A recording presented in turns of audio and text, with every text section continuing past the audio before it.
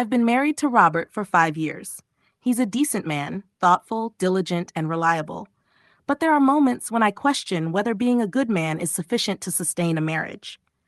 Over time, his demanding career has taken over his life.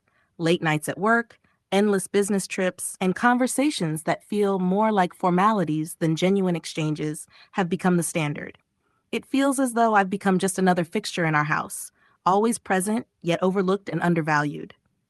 It wasn't always like this. When we first got married, Robert was attentive, passionate, and full of vitality. But now the spark has faded, leaving our relationship feeling more like a quiet alliance. I wouldn't call myself unhappy, but I can't claim to feel truly fulfilled either. Living in this house, with its pristine lawn and perfectly arranged rooms, I often feel like an actor in a play, performing for an audience that has stopped paying attention. Then there's Alex, Robert's son from his previous marriage. At 22, Alex is still trying to find his footing in the world. He moved in with us a year ago after transferring to a nearby university. He's courteous and respectful, though we've never been particularly close. Lately, however, I've noticed subtle changes in the way he interacts with me. It began with lingering glances that seemed to last a moment too long. He would compliment me on things that felt strangely personal, my hairstyle, the fragrance I wore, or how well I'd maintained myself over the years. Initially, I dismissed it, assuming he was just being polite. But there was something in his gaze that left me uneasy. Last week, while I was folding laundry in the living room, Alex came in and sat on the couch. He started asking me about my work, hobbies, and even my life before meeting his father. His tone was casual, but there was an intensity in his eyes, as if he was trying to uncover parts of me I preferred to keep hidden.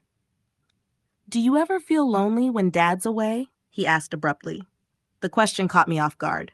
"I'm used to it," I replied, trying to sound indifferent. But his words lingered in my mind long after the conversation ended. As the days passed, I became increasingly aware of his presence. His footsteps in the hallway seemed louder, his voice carried more weight, and his casual smiles felt laden with unspoken meanings. I told myself I was imagining things, reading too much into harmless gestures. One evening, as I stood at the kitchen sink washing dishes, I noticed Alex watching me from the doorway. He didn't say anything, just stood there, his eyes fixed on me. My heart raced, though I couldn't explain why. This sense of unease was new, unexpected, and unsettling. Alex was my stepson, young, attractive, and brimming with a confidence that both intimidated and intrigued me.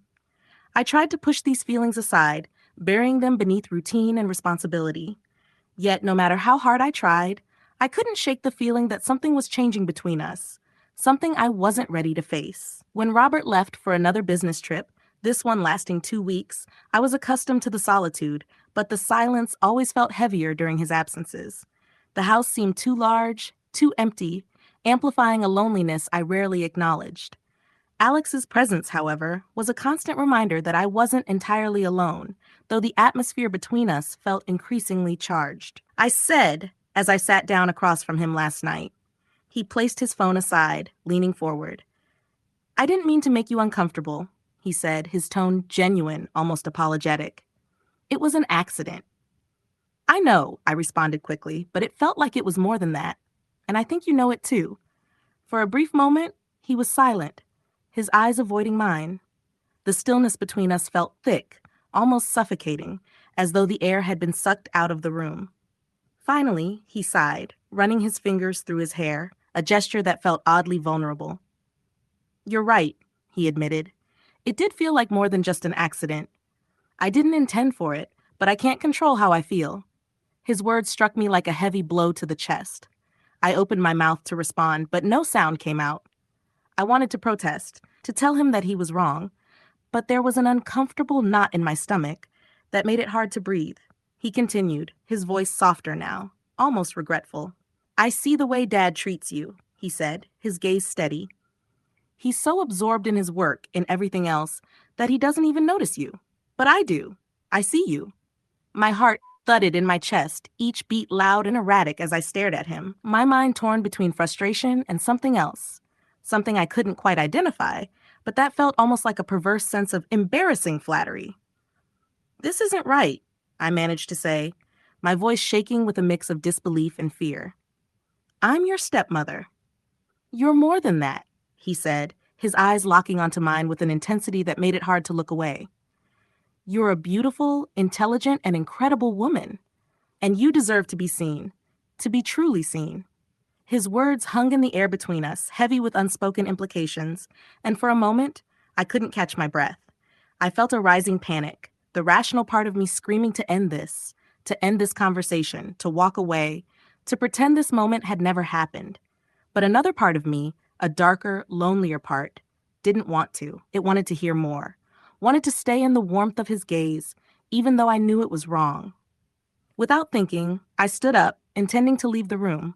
But before I could take a step, he reached out and brushed my hand.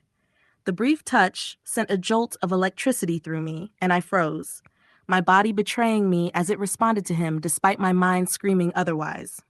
Please, he whispered, his voice barely audible. Don't go. I should have pulled away. I should have turned and walked out, shutting this all down before it could escalate any further. But instead, I stayed. His hand tightened around mine, and before I knew it, he was standing too, his face just inches from mine. The next moments passed in a blur. His lips, the softness of his touch, the sheer intensity of everything that was happening. I didn't resist. I couldn't. The years of loneliness, the years of neglect, the years of feeling invisible, they all crashed down on me. And in that moment, I let myself be seen, truly seen for the first time in so long. I woke up the next morning, the events of the previous night playing on a relentless loop in my mind. The weight of what had happened settled heavily in my chest, and I couldn't escape it. The memories were sharp, vivid, impossible to ignore. Each moment from the night before felt like a dagger lodged deep inside my mind. Shame and guilt gnawed at me, tightening around my chest and making it difficult to breathe. What had I done? How had I let it get this far? The house was silent, but the silence felt stifling, like a suffocating blanket. I stayed in bed longer than usual, hoping that if I just stayed there long enough, the guilt would somehow fade, that I could escape the consequences of my actions. But the guilt clung to me like a shadow, dark and inescapable, and no matter how long I stayed still, it wouldn't let me go. Eventually, I forced myself to get up, to go through the motions of the day. But everything felt off. Nothing felt right. Alex was in the kitchen when I came downstairs, acting as if nothing had changed, as if the night before hadn't happened. He greeted me with a soft smile, his expression so casual, so assured, that it made my heart race, not with excitement, but with dread. I couldn't face him, not after what we had done, not after the mess we had made. I made coffee, he said, sliding a steaming cup toward me. Thanks, I mumbled, my voice barely above a whisper as I avoided his eyes. I sat at the table, staring at the cup, my hands trembling slightly as I gripped it. He sat across from me, watching me with an unnerving calmness that made the unease building in my chest even worse. We need to talk, I finally said, my voice barely more than a whisper. It felt like the words were dragging themselves out of me, unwilling to be spoken but unable to stay buried. About last night? He asked, his tone steady, as though this conversation was long overdue. Yes, I said, forcing myself to look at him, to meet his gaze. It was a mistake, Alex. It should never have happened. He leaned back in his chair, his expression unreadable, like he was trying to hide whatever thoughts were swirling in his head. Do you really believe that? He asked. Yes, I said, trying to make myself sound firm, though my voice wavered. I'm your stepmother. What happened was wrong, and it can't happen again. The silence between us was thick, almost oppressive. Finally, after what felt like an eternity, he leaned forward, his gaze piercing, as though trying to look straight into my soul. I don't regret it, he said, his voice low and steady. Not for a second. And I don't think you do either. His words landed like a slap, and for a moment I wanted to deny them, to tell him he was wrong, that he didn't understand. But I couldn't. There was a part of me that didn't regret it, a part of me that had felt alive for the first time in years, seen in a way I hadn't been in so long. It wasn't right, but it was real. That doesn't matter, I said, my voice trembling with emotion. It doesn't change the fact that it was wrong. This can't happen again, Alex. It's over. He looked at me for a long time, his expression a mixture of frustration and hurt. Finally, he nodded, a resigned look crossing his face. If that's what you want. It is, I said, though the words felt like they were choking me, a heavy knot in my throat that I couldn't swallow. The rest of the day passed in a blur, a haze of guilt and discomfort. I avoided Alex as much as I could, retreating to my room, drowning myself in busy work that did nothing to distract me from the shame gnawing at my insides. Every attempt to outrun the feeling failed. It was like trying to escape my own skin. That evening, Robert came home earlier than expected. The sound of his car in the driveway sent a shock of panic through me. I quickly forced a smile onto my face, even though my heart was pounding in my chest. I greeted him at the door, my voice too cheerful, too forced. "How was the trip?" I asked, trying to sound normal, though every word felt like a lie. "Exhausting," he said, kissing me lightly on the cheek. "I'm glad to be home." As he went on about his work and travels, I nodded and smiled, my attention far away, my mind elsewhere. Every word he spoke felt hollow. Every smile I gave felt like a mask I couldn't take off. I couldn't shake the feeling that he knew, that somehow he could see right through me to the secret I was desperately trying to bury.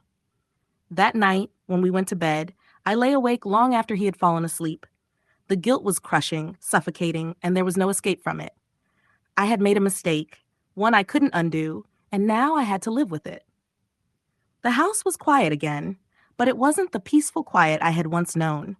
It felt heavy, oppressive, filled with the weight of a secret that I knew would haunt me for the rest of my life.